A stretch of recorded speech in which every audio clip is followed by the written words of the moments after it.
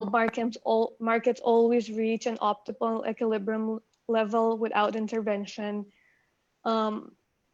Workers, for example, are paid based on their marginal productivity. That's an example of this. But then the productivity is also measured in terms of the price of the goods we sell. So, by this measure, you have someone who works in an investment bank technically is a lot more productive than, a doctor or a teacher or a nurse. And it's all based on production functions that have, two inputs, and it's capital and labor. But capital is just one general thing in this function that stays constant. There's no distinction. What's financial capital? What's physical capital? How does it change over time? And the whole model is just built in a way to see, what's the efficient allocation of scarce resources. And it's all about, the supply is your constraint and scarcity is your constraint, and how do you best allocate what you have. And in all of these models, the other thing is that money doesn't matter. It's just supposed to be neutral. So there's no, credit as the engine of growth, which is definitely true of all modern economies. And these kind of assumptions and models have a lot of implications. And these implications, they give a pretense of neutrality.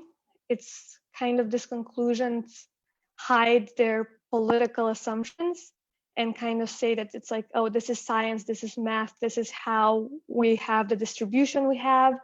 There's no more question about, inequality or other things. And it's implied that, everyone is paid on their marginal productivity and the world is a meritocracy. There's no more society. There shouldn't be any government. Regulation is bad, and it's better to leave even like the most essential service provision up to the private sector. And for all of this, you also have to assume that there's some sort of free market that exists. And I use the little brackets and quotation marks for free markets, because markets are institutions that are created and they have rules and regulations, and they're not just given. And that's kind of, at the core of all these models. It's like assumes that there's some type of market that's just there on its own and operates without any laws or rules that are made by people. So then, the question would be, how come this part of economics took over the entire profession almost, even though, these assumptions don't really make a lot of sense and they don't really reflect how the real world works.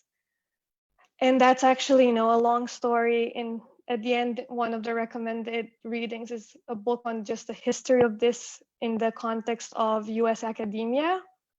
And it started in the early 20th century, that this kind of neoclassical economics was still competing with a lot of other different schools of thought. But it started getting a lot of funding from all the various business interests, which made it easier and easier for it to sort of become the dominant school of thought in academia and then also in policymaking. And that's kind of on the question of why it persists and it was so easy. That's a quote actually from one of my former professors, John Henry, and he said it's because it's universal and abstract. And the idea is that you come up with this model that you can apply to any situation, any country, any problem. And it's also sufficiently abstract where you have all your assumptions already embedded in the model, where no one who uses the model has to think about those assumptions or make decisions. And it's very easy to also, create uniform publications and journals that only accept, work that's based on this methodology, which makes it very easy thought, which is what happened. Other schools of thought are now referred to heterodox economics. which is a broad term that includes, very many different types of schools of thought, from like Marxism to Keynesianism to institutionalism to all sorts of other things. But they have been pushed to the margins of academia and sort of like left out of prestige. And for a lot of people, they thought that 2008 was going to be this big game. Everyone's going to see that neoclassical economics was wrong about everything and things are going to change. And maybe there's been some little changes and some more heterodox voices here and there, but overall, neoclassical economics is still the main orthodox school of thought, and it's still, when you say economics, that's what most people think of. So now, I guess, to take a step in a slightly different direction, and go back to, what are international financial institutions?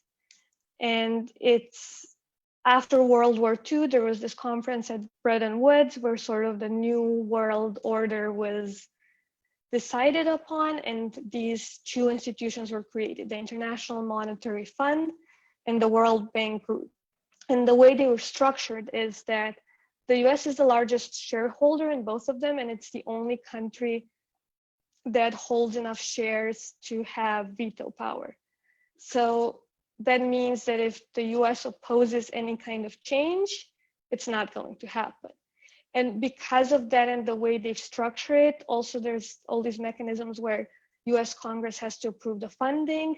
So it's all done in a way in which if the US wants something to happen, the other members know that it's best for them to follow. And in general, low-income countries have very few of the shares. So it's most of the shares are with the US and Western European countries and very little otherwise. And in terms of who runs this institution, supposedly, every time there's a new leader selected, there's a nomination process, and supposedly any country can nominate someone, but there's this gentleman's agreement from the beginning that said that the head of the IMF is always European and the head of the World Bank is always from the US. And to this day, it's followed, even though there's nothing that's the written rule on it. It keeps being that way. So the World Bank Group was first created to provide infrastructure loans. It also includes a private sector arm, which is the International Financial Corporation that is there specifically to support businesses in the private sector. And then the public sector arm is what we usually refer to as the World Bank. And it was in the 1970s that sort of the reconstruction had run its course, and then it moved beyond that to declare its goal being the eradication of poverty and started expanding into healthcare, education. I said their infrastructure, but I meant to say agriculture. And then the IMF was funded, and in its creation, it said that its goal is to foster global monetary cooperation, secure financial stability, facilitate international trade, promote high employment and sustainable economic growth, and reduce poverty, which, anyone who knows anything about what the IMF does and sees this definition, it's in practice very far off from that. But actually, until the end of the 1970s, most of what it did was about macroeconomic stabilization and balance of payment stability. So when countries had a balance of payment problem, they would get money from the IMF. They would maybe be related to that.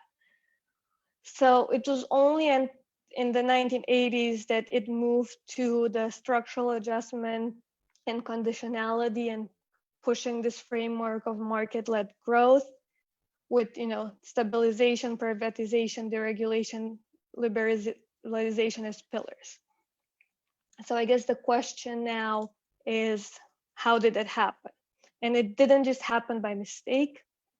And there's actually a lot of very good research that's been done by a couple of people who have found James Baker's archives at this point, because they've been behind all the minutes of different meetings and how it was very carefully planned. And the idea that, okay, we have this supply side model, this whole like trickle down economics that Reagan brought to the US, and how do we export it? And the idea was that you can attach conditions to any loans from the IMF and World Bank. Yes, they agreed to have a structural adjustment program. And this change, happened without any of the article of agreement or the goals of the institutions ever being formally changed. There's just a shift in the operations. And the whole thing is that, disseminate the magic of the marketplace to developing countries. And it was all based on this, ideology that this is good for them. And then to kind of have a little caricature drawing here on the change in, the type of sort of colonialism for, this is Latin America, is that now we kind of take over the control of policy decisions in the name of economic growth. And we just use this ideology and this whole logic that, this is good for countries, that this is how you grow, this is efficient, this is scientific, this is evidence-based, and you just move ahead. And it's, there's the well-known cases and examples of places like Chile, where you had violent coups, and that's how you change the system. But then there's all these other countries where it happened, quietly and more subtly. And then here in this image, there's a paper that studied these changes, and they looked at conditions that appeared in programs of the IMF, for example, on labor issues and privatization. And it's clear that, until the mid-'80s, there were just no conditions on any of these issues. It wasn't considered to be the IMF's business. And then all of a sudden it was. And this type of policies and this package is what, now we refer to it as the Washington Consensus. And it's just taking this neoclassical supply side economics and applying it to development. So you have this entire model based that, going back to the production function with capital and labor, and you say that, these countries have labor, but they don't have capital, so let's just bring the capital from abroad. Even though, it's like in that sense, they don't have money as in like US dollars capital, but they had a lot of natural resources or other things which were just extracted. And the whole thing is designed to just, how can countries have their policies made in such a way that they're attractive to investors? How do you attract capital? And the timing for, coming up with this idea in the structural adjustment programs was very convenient, because a lot of people know various things about Volcker and his interest rates and very high rates and the impact they had on the US, but it also had a huge impact on the rest of the world, because a lot of, mostly initially private sector entities in developing countries had a lot of loans and debt in dollars. And when interest rates went up, they couldn't pay it anymore. So in the end, what we saw was that a lot of countries were made responsible for the debt, and the only place they could turn to for money was the IMF or World Bank. And then to get that money, they had to accept the conditions and do the structural adjustment programs. And then in the 1990s, a whole other opportunity presented itself for this type of programs when, we had all the transition economies of Eastern Europe, and they all had multiple IMF programs. And it kind of gave the IMF and the World Bank this sort of what they saw as like a clean slate for, the shock doctrine model, where you just push this massive packages all at once. And now there's no point, I guess, in like reading all the points, but these are, the 10 policy points of the Washington Consensus. And it's kind of the idea of, what we still see to this day. Austerity, don't spend a lot. Markets do everything better. Free flows of capital. You want to attract foreign direct investment. You want to privatize as many things as possible. You don't want regulations. And you do want very strong security for property rights, because you want those investors to feel safe. And then, it's kind of, this is another drawing, like if the IMF were a doctor, and it just shows that they took this set of, their 10 principles and policies of the Washington Consensus, which back then actually structural adjustment program was not used with a negative connotations. That's how, the World Bank, IMF refer to their programs, and it's only now that's something people don't say that much. But yeah, the idea is it's like for all countries, regardless of their specific situations or anything else, it was always the same treatment and always the same policies. So how did that end up? And now I have a spot the difference game. And you have, these two pictures, and it's spot the difference. And then the answer is there is no difference. The second picture is just the same place after 10 years of IMF structural adjustment. And in case anyone, the table countries, transition countries from Eastern Europe, and there's this column there that's the real output ratio from 99 to 89, so exactly 1 decade. It's basically shows that the best case situation was Poland, that was slightly larger in 99, but for most countries, they actually, in real terms, their economies were significantly smaller 10 years after communism and after 10 years of IMF policies. And the worst of them all was Georgia, which, its economy was, I think, 30-something%. And actually, the worst was Tajikistan, which is 0.29. But yeah, so actually it's not even, a lost decade. It's a decade where things get worse. And then to kind of look at it in terms of just growth in the world, this is a graph from a CEPR paper series that's called Scorecard on Development. And it looks at countries by income distribution. So we have the poorest countries and then the richest countries by GDP per capita. And it just shows the real per capita GDP growth for the 60s to the 80s, the 80s to the 2000, and then 2000 to 2015. And what is very clear for every single group is that from the 1980s to 2000, there was a huge drop in growth. And it wasn't just in growth, it was a period where, the paper has all the other indicators, progress on all sorts of health indicators, education indicators, when everything else slowed down. And, to kind of make all of this work, all these countries had huge debt problems, and that's how they accepted all these programs and conditions. But because the results were so bad, by the end of them, they also had much worse debt problems. And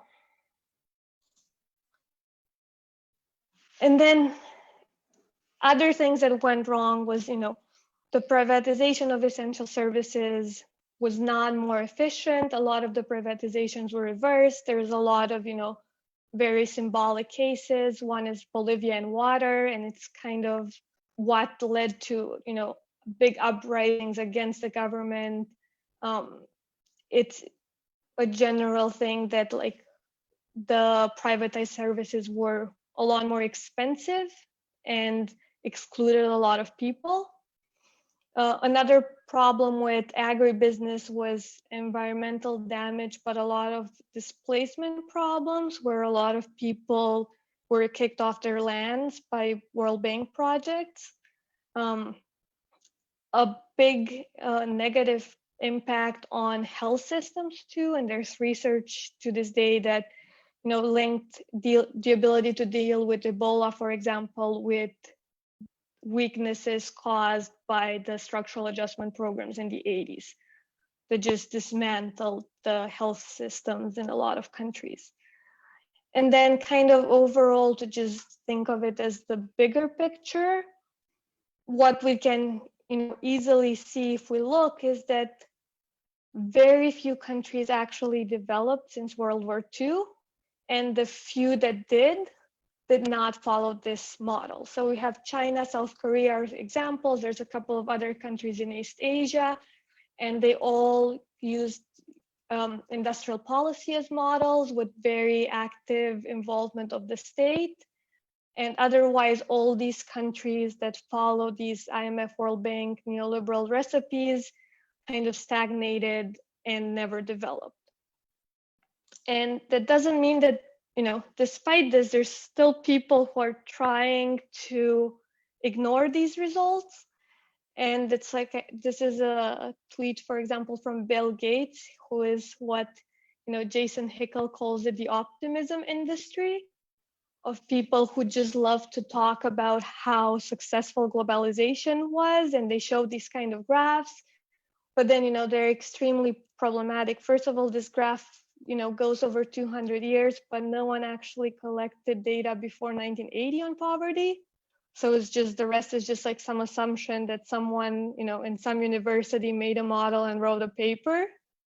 And then if the actual World Bank data on extreme poverty from 1981 to 2010, about 94% of the, so definitely not a result of this type of neoliberal globalization, because that's not what they did. But this kind of, images and people like that allow, this illusion to persist of like how great globalization has been. But, despite all these efforts to make it seem great in the early 2000s, after all these big failures from IMF and World Bank programs, there was a lot of pressure on these institutions to end structural adjustment programs. There were a lot of protests against globalization. And the result was there were some debt initiatives undertaken.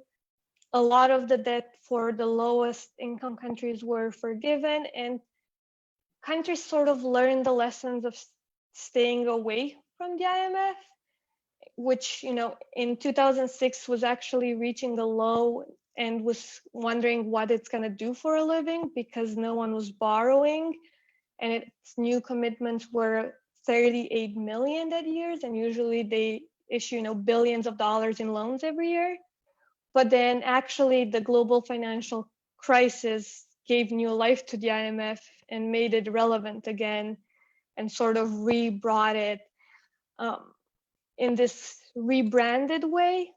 And here is, something that for people who follow the IMF, this quote became, very famous, and it's Christine Lagarde in 2014 saying, "Structural adjustment that was before my time. I have no idea what it is. We don't do that anymore." And that's, we get this rebranded, the new IMF, which if you look up on their website or see interviews, you'll see how the way they speak has changed a lot from, their days of the past of that was all about, free markets.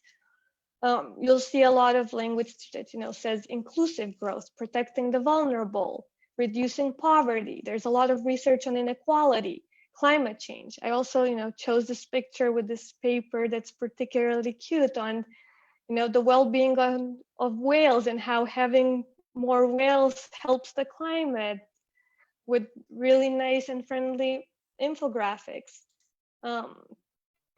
But, behind these changes in how they speak, And a lot of actually talk, and not just talk, sort of taking over the gender equality thing and kind of making the thing where it's, they'll have like half of their staff female, but then at the same time, their policies continue to do things that mostly hurt, low income women in low income countries. But it's, it still gives them this like way to talk about how they promote gender equality and other things. But yeah, the World Bank's main initiative right now is this thing called maximizing finance for development, which is just how do you financialize development? And it's not even really trying to hide behind phrasing it better. For the IMF, they use this language, but their programs are, more or less the same. And it's kind of, some attention has been redirected to how do you mitigate some of the negative effects of reforms. So for example, like, oh, we know this thing increases inequality, so how do we deal with that? But in no way do they get to the point where, it's like, oh, maybe we should start doing something else. And kind of to that point, this is from October of last year in the World Economic Outlook, and there was an event on this too, and it's kind of how you make the case again for, now it's structural reform packages, and it's not 10 points, it's now 6 points. But if we look, more or less, we see that you just kind of tweak the Washington consensus from 10 into 6 points, and it's more or less just the same thing. With the World Bank, they do talk a lot about climate and gender inequality, but all of their solutions are still the same economic framework.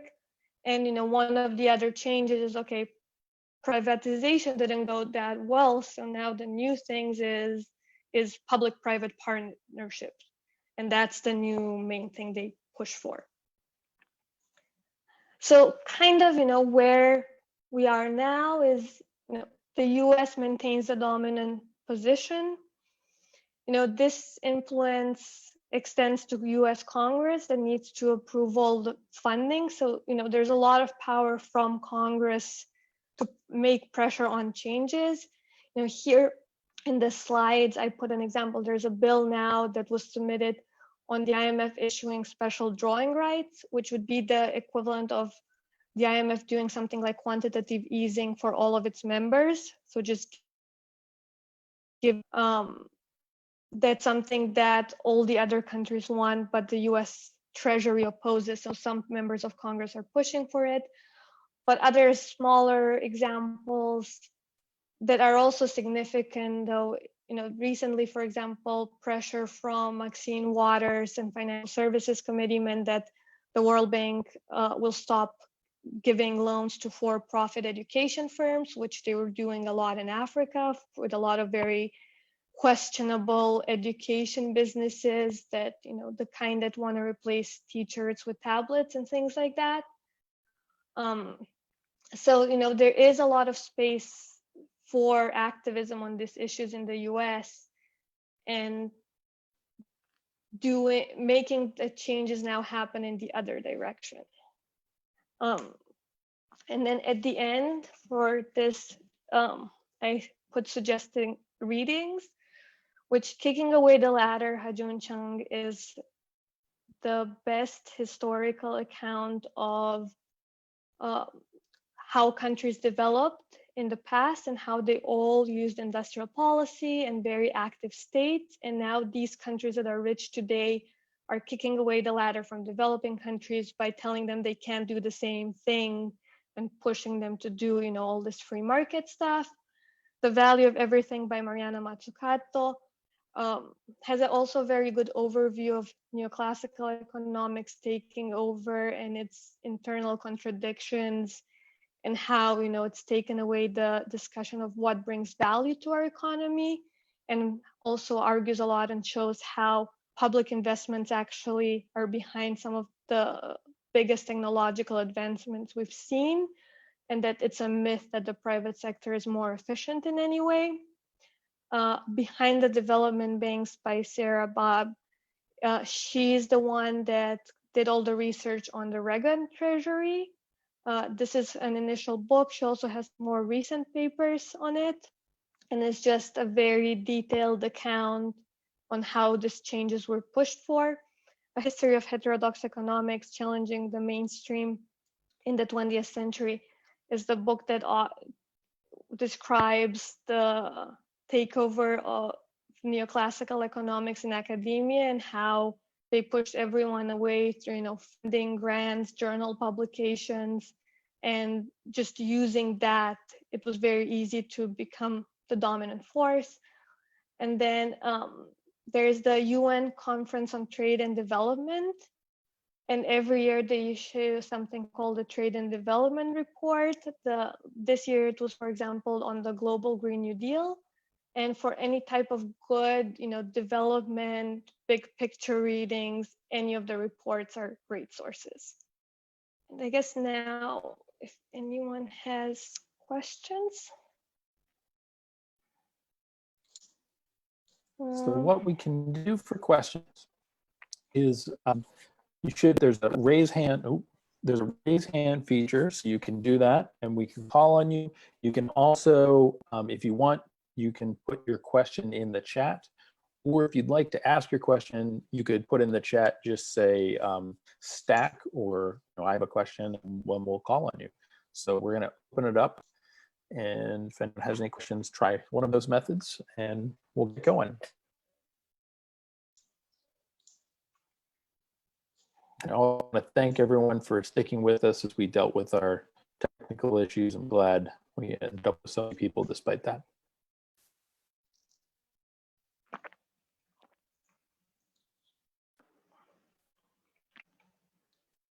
I need to have one comment that's not a question, but Jun Chang, one of my favorite economists and also my favorite econ books. He's very readable. I find if you find economics difficult, he's a good one, I think, to work with, because he's very engaging. So from Chip, we have a question. The pink tide in Latin America, particularly Venezuela's Bolivarian revolution, have any impact on undermining the hegemony of neoliberalism / the Washington consensus? Yes, and a lot of, in that graph I showed with the growth by periods, there's actually a bounce back in the 2015 period. And a lot of it is tied to the pink tide. And it's also, there was this move away from this type of policies and doing a different thing. And it helped a lot in terms of growth and all of these things, and had a big impact on, none of these countries wanted to go to the IMF or World Bank anymore, because they understood that if they want, prosperity for their own people and doing stuff that works for them, they need to do something differently. And then. Okay, so we've got a couple more questions. Or did you have something else to say? No, I can see the question too. I opened the little chat. Okay. So neoliberal economics is neoclassical economics. Go ahead. Okay, yeah, or you can read it. No, go ahead. The question is, can you reiterate the difference between neoclassical economics and neoliberal economics? And it's the same thing. And it's neoclassical economics is the free market economics that really has, it's the academic foundation of neoliberalism, and what gives it this pretense of being, scientific, objective, evidence-based, neutral, not political, all these other things that, people say. That is just oh, markets just work better. And that's, what is at the basis of making those statements. Then the next question is, what would it take for the IMF and World Bank to truly achieve their stated objectives? Can or have IDA grants rather than loans be used effectively if they don't have tons of conditionalities? So the thing with IDA grants and, in the past, and what the World Bank is slightly going back to, is that for a country to get these grants and loans for specific projects that, those projects might be really good, they have to, it was used to be they had to go to a structural adjustment program. So the World Bank would say that it's like, oh, we want to have a pro-growth, like solid macroeconomic framework before we lend you any money. And now they're starting to do something that it's the rebranding as development policy loans, or it's the same. So to be in good standing and get a lot of these grants for other things, you kind of have to go and do these other macroeconomic policy frameworks that they're asking you to. So if they could just get the grants and project money, and which would technically, that's kind of what the World Bank was initially there for, then it could be positive.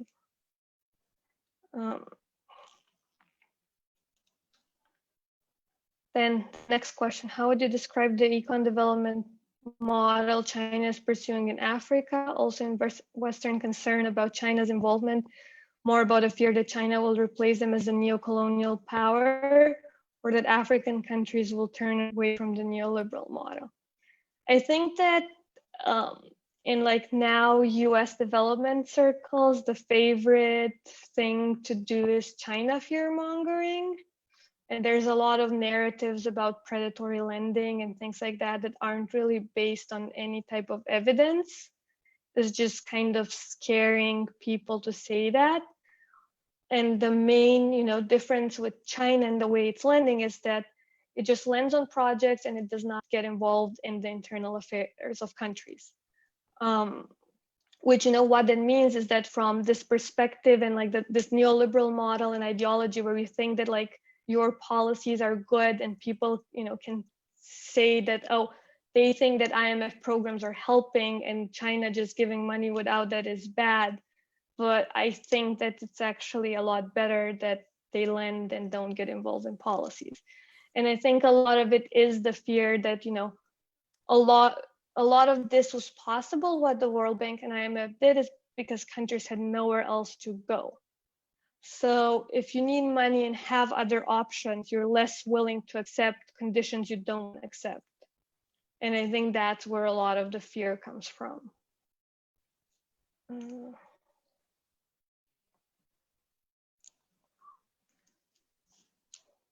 Examples of countries victimized from the Washington Consensus. I can't really think of any of these countries that really managed to industrialize and reach advanced economy status.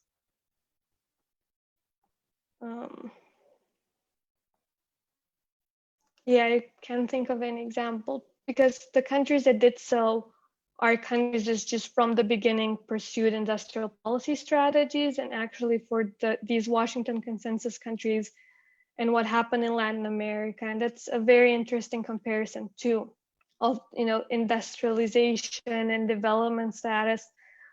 In the 1960s, Latin America was a lot more industrialized than East Asia and a lot more advanced. And then, the tide completely turned, and you have all these East Asian countries using industrial policy and industrializing and becoming a lot wealthier, while in Latin America, you had a lot of deindustrialization.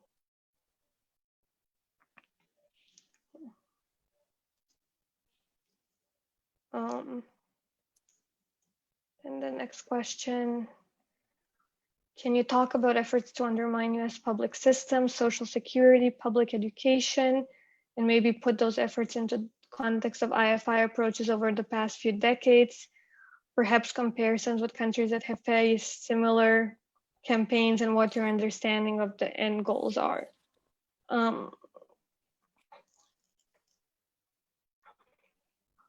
So in terms of efforts to undermine US public systems, it's the same ideology, right? You come with this idea that the state is inefficient, let's privatize everything. You apply it everywhere, and the end goals I guess, are that those who are rich become a lot richer, because when you privatize things, it means someone owns them and someone makes a lot of money. And it means that other people don't. And, you know, a lot of it also comes with, how do you get cheap labor? You need to have like people who are, you know, poor and desperate enough to be willing to do things. And it benefits, you know, a certain ruling class. And even in these countries that had IMF programs, in a lot of them, you know, local elites did really well. You know, it was normal, average people that were impoverished, but some people did very well. So for Western European countries, what's very interesting is that that's where, after 2008, actually the IMF had its first opportunity to really go in and have programs. It was really mostly Southern Europe and not Western Europe, but it was the first time that the IMF really, you know, chipped at like social contracts in Europe. And you saw, you know, the most horrible example is, you know, Greece, but also have an IMF program, but had IMF advising it, where they try to do the same thing, you know, take away labor benefits, start privatizing things, and doing all these other things there, which, you know, had escaped those areas until now. So it's kind of that when the IMF did have a chance to touch these Western countries, it still did the same thing. But it's true that not in the richest and not Northern Europe. And actually, the one very good IMF program that happened after the crisis was in Iceland, which was, you know, very unusual for an IMF program. And it was a program designed, you know, for everyone to share the burden, and then they jailed the bankers and things like that. But then for other countries, even though they were in Europe, it went back to the old model. And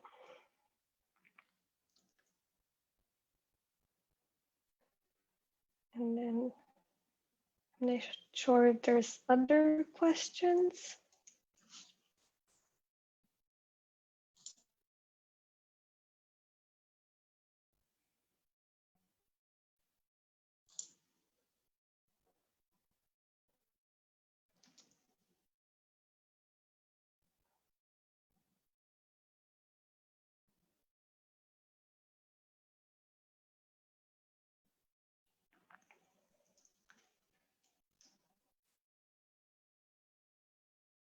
Okay, so now there's a couple new questions. So yes, so the idea of the new IMF, it was, you know, that's, I think, what Lagarde's comments on structural adjustment showed really well, that they understood they had an image problem and that people didn't like them.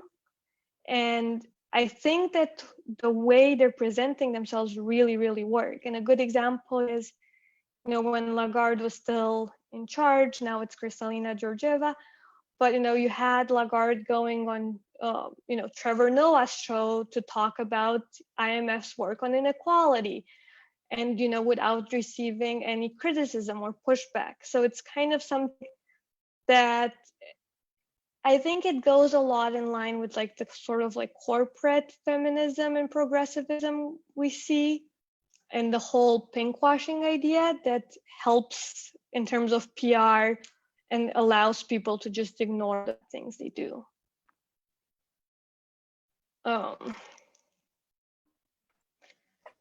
So in terms of the whole mathematic models for these policies, there was actually huge pushback around the 70s, and there was this big thing back then called the Cambridge Capital controversies, which were debates between Cambridge, Massachusetts, and Cambridge, UK.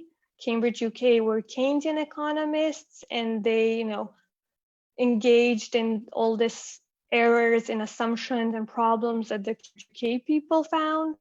And the debate sort of, you know, it went on for a couple of years in journals. the neoclassical economists actually, you have Samuelson publishing an article where he admitted that they were wrong, but then the result of that was the issue was just forgotten and never talked about, and neoclassical economics maintained its power. And that's kind of the whole way it's done, is sort of through this, especially the US academic model of the whole track, where you have students that don't, for a lot of them, they never learn any approaches. And then once you get into a PhD program, you are told that you do these models. If you want a job, you have to publish. If you want to publish, you have to use these models. So it kind of is this model that at this point reproduces itself, and it's a way to gatekeep. And there are different models and there are critiques, but the people inside academia don't feel any pressure to actually engage with them. Then I guess the next question, and is the neoliberal agenda implicitly backed by the US military? I mean, yes, it's part of the, I guess I would say, progression of US imperialism, which went from more explicit action to this type of conditions for money, but it is backed by the power and fear of the US. Yeah. Are there any more questions?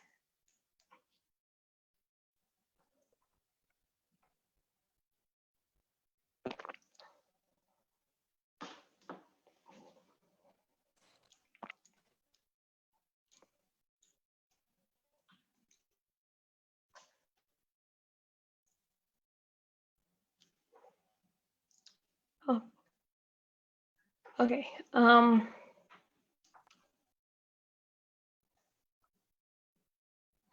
So on the World Bank's COVID-19 assistance, a lot of it, I think that in the initial announcement, a lot of the money was through its private sector arm rather than its public sector arm to support the companies that have loans from them. And now there are a lot of projects and grants to support healthcare systems, but it's kind of unclear in the long term how that's going to play out. And there's already projects that are about supporting private healthcare providers get provisions. So a lot of the funding seems to kind of happen in the same framework, even though there's a lot more sympathy for social assistance and programs like that. And that's also something we've seen with the IMF now. And I guess I didn't get into the current crisis because it's hard to see how it's going to play out. The IMF has been providing a lot of emergency loans without conditionality. But the thing about those loans is they're very small, and none of the countries taking those loans are likely to solve their problem with them. And it just also adds to their debt burden. So at the end of it, they're probably going to have to come back and take full-on IMF programs. And that's kind of the key to see how those are going to look like. Is anything going to change? Because even now, in the current crisis, we see actually, Ecuador was a good example of how bad things were. And we had all these horrible pictures from Guayaquil where they couldn't even collect the dead bodies and so on. And, it's like they just cut a huge chunk in their healthcare budget the year before as part of an IMF program. What is it? So for the US and European central banks doing quantitative easing, influencing the IMF World Bank. So that's what I briefly mentioned earlier on. The IMF does have an international reserve asset it issues. It's called special drawing rights. And it's, based on a mixed basket of 6 currencies. It's mostly still like US dollar, but it includes, the UK pound, the euro, and a couple others. And that's something they issue, and after actually in 2009 they issued about $250 billion worth of it, which was effectively them doing QE, and now they wanted to do the same, and all the countries were in favor, but US Treasury opposed it.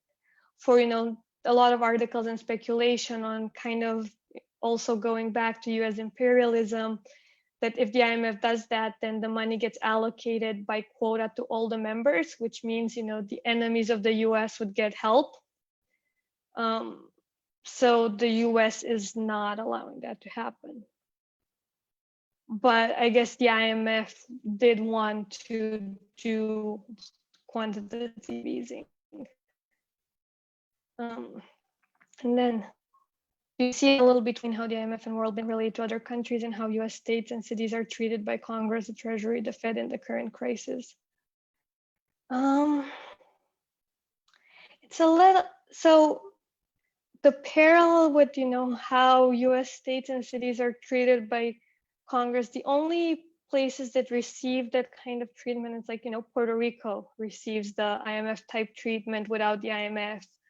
I guess DC or New York, when it had a control board, that's kind of the equivalent. It's like you have this board of people not there who come with this preset policy package. They don't understand the situation and they impose it on you. So it does happen in the US to certain places, but I don't think it's happened to actual states overall.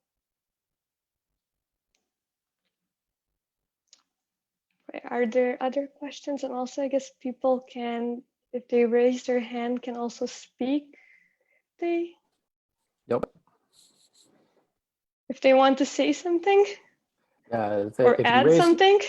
Yeah, if you raise your hand or you just tell us in the chat, we will unmute you and let you ask your question, offer your comments.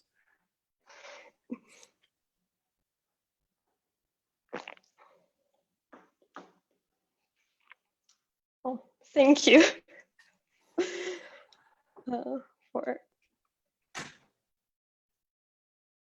So no more comments or questions?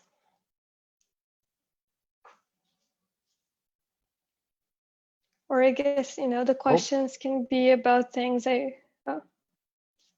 So we have one for Daniel, who I'm gonna try and unmute and let him ask his question.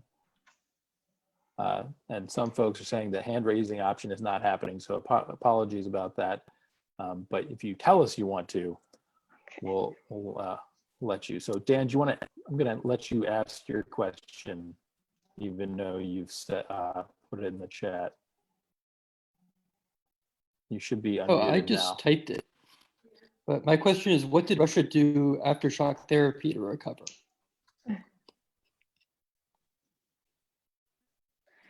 Well, I don't know if we can say if Russia ever recovered. I typed it. Did you see it? Because Russia, before that and in the Soviet, yes. So yeah, before that, you had Russia, the Soviet Union, as a huge industrial powerhouse, and a lot of, I guess, what you see in Russia, and I think a lot of people, for example, can understand why Putin is so popular there. And a lot of it is that he sort of tried to bring back this Russian identity pride.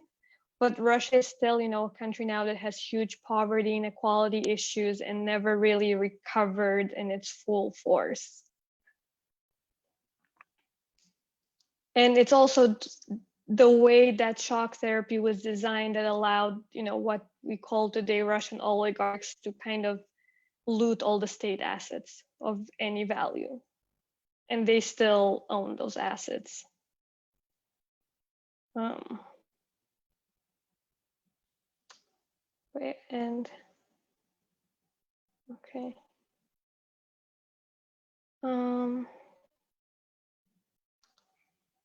So now, are there other questions I'm missing?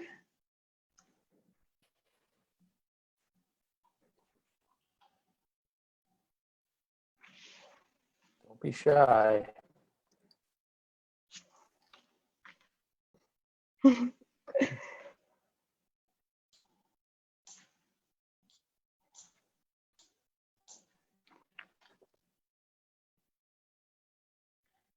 Okay.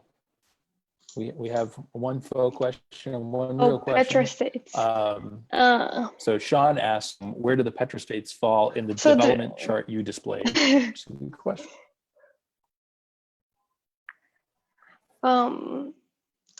That for a lot of them is what we refer to as the resource curse, where they got the oil, but it led to a lot of them becoming a target and not a lot of the money like making it back into the economy.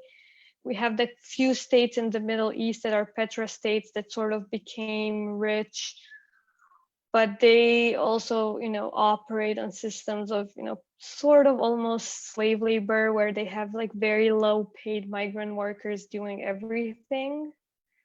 But yeah, for a lot of countries, oil didn't really help that much with development. It sort of created like an elite that profited from it, and a lot of foreign companies that profited from it. My favorite flavor of ice cream. That's something I'm very undecided on and can't answer. So are there other questions? Oh, I see a raised hand. Okay. Someone raised it. Wonderful. Hi. So I'm going to let you speak, Debo. Hello? Yeah, well, I don't know if it's really a question. I was just curious what your thoughts are, because hearing news that Joe Biden is currently being advised by Larry Summers never disappears. He's come into the fold again. And, and there was talk about who Biden might nominate, for him, there was a Bloomberg possibly being considered for head of bank. Curious on those two.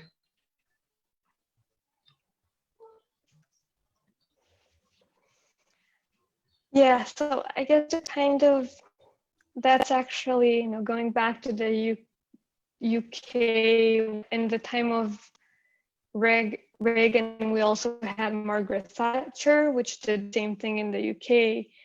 And when someone asked her what her biggest success was, she said new labor. And I think the same sort of applies for the US, that I think the biggest success of this neoliberal ideology is that it brought Democrats completely into the fold too. And you have this type of people now that are, this kind of new centrist Democrats that supposedly follow evidence and so on, did the same things. And I think there's a very legitimate fear that that's who the kind of people in a Biden administration would be.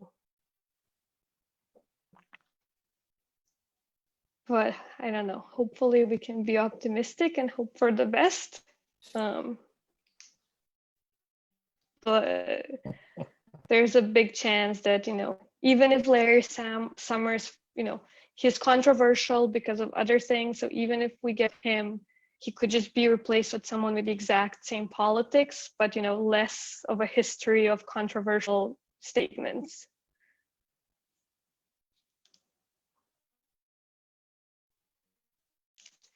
Okay.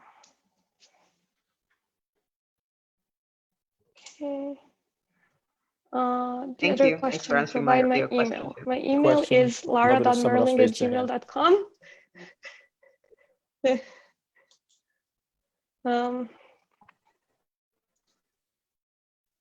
But yeah, so I guess if anyone has any questions afterwards, you can feel free to email me. And are there more questions now? So we'll still see if there are questions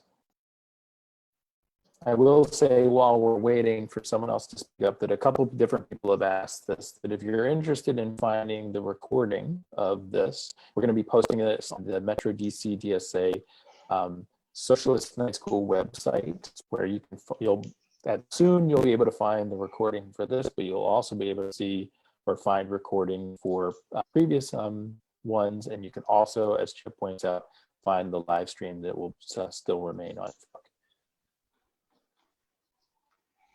So last chance for questions.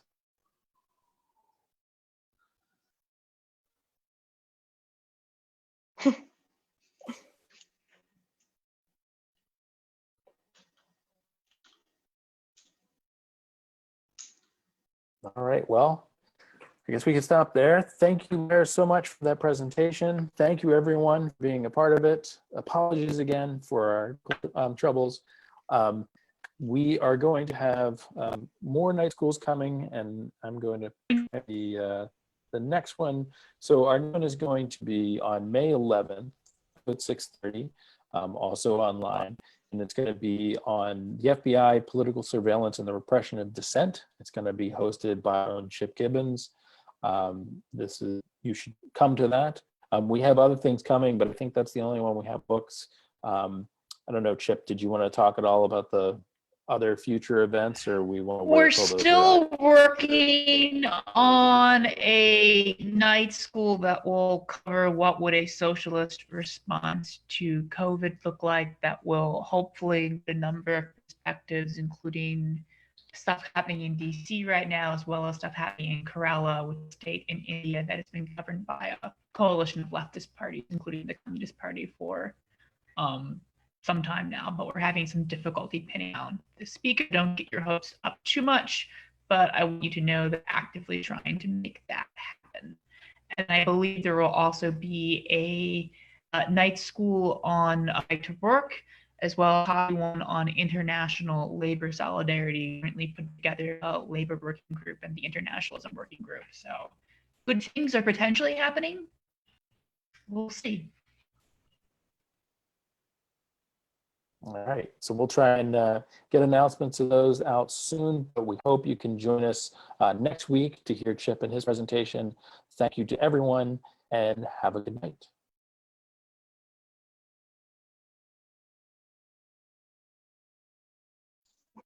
Good night. Thanks, everyone. Thank you.